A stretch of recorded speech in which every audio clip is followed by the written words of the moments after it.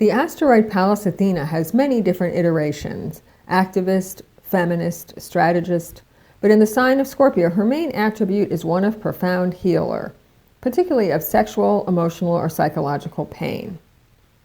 For the next 6 weeks, we have an opportunity to unearth and address wounds around sexuality, betrayal, and self-worth. With the exception of Jungian analysis, most traditional healing methods are inadequate to dealing with the oftentimes pre-verbal soul wounds, so there is a necessity to seek out alternative therapies such as Reiki, acupuncture, shamanic healing, somatic, or sound healing. During Plutonian moments, and Pallas Athena in Scorpio is a mini version of Pluto, we can achieve profound results in a short period of time, provided we are willing to go deep. And as Scorpio's opposite sign is Taurus, we may heal and face long-time issues around self-esteem and times when we would have sold ourselves for less. As mentioned in previous episodes, we all possess a prostitute archetype, and whether it's in relationship or in work, we most likely have had periods where we felt devalued, dirty, or controlled and judged. Now is the moment to work through these all too common feelings and occurrences. Because unfortunately, in an economic model, we are all being arbitrarily judged as to our value based on usefulness or productivity. This is the artificial construct of capitalism, which implies that unless we contribute to GDP, we are worthless.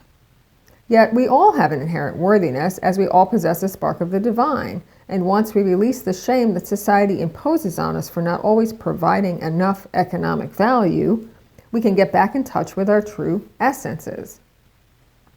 Pallas is claircognizant and can provide a laser focus on just where the hurt is and where the solution can be applied. She is oftentimes more cerebral in other signs, but in Scorpio it is about going to the source of the emotional trauma.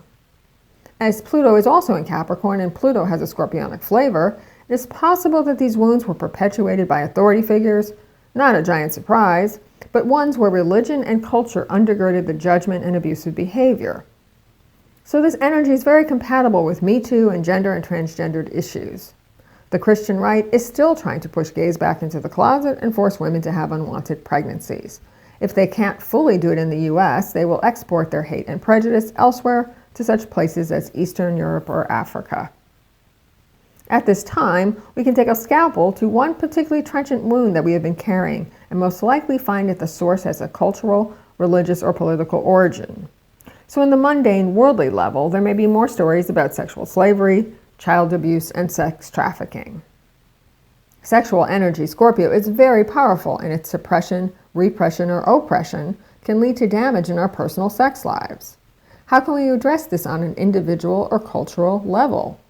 At least by starting with our own stories and doing the necessary healing. With Pallas and Scorpio, how did sexual or religious mores damage you? You can let the guilt and shame go at this time. For Aries, it's in your actual sexual relationships. Can you trust your lovers? For Taurus, it's in the way you engage emotionally with a significant other. Once again, you may carry wounds around betrayal. For Gemini, in your case, your reproductive health may have been affected by childhood programming around male and female relations. For Cancer, it's by infantilizing you or making you look at relationships in an imbalanced way. For Leos, your mom may have carried damage from her family. For Virgo, it's the way you think about yourself and your desires. For Libra, your self-esteem based on your sexual attractiveness.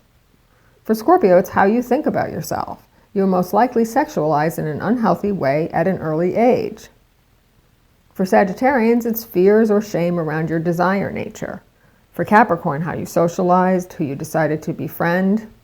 For Aquarians, it's possibly affecting your career choice, realizing your dad struggled with how to be a man. For Pisces, it's perhaps thinking that sexuality and spirituality were opposed, but now you know better. So purge the concept of yourself as defined by others and replace it with the inner sense of realness that you are whole and you are worthy. This act is priceless and frees you from a false self-image, allowing you to perhaps for the first time see the true beauty of your inherent divinity. I thank you for listening today. I'm Metastrologer Patrice Kamins.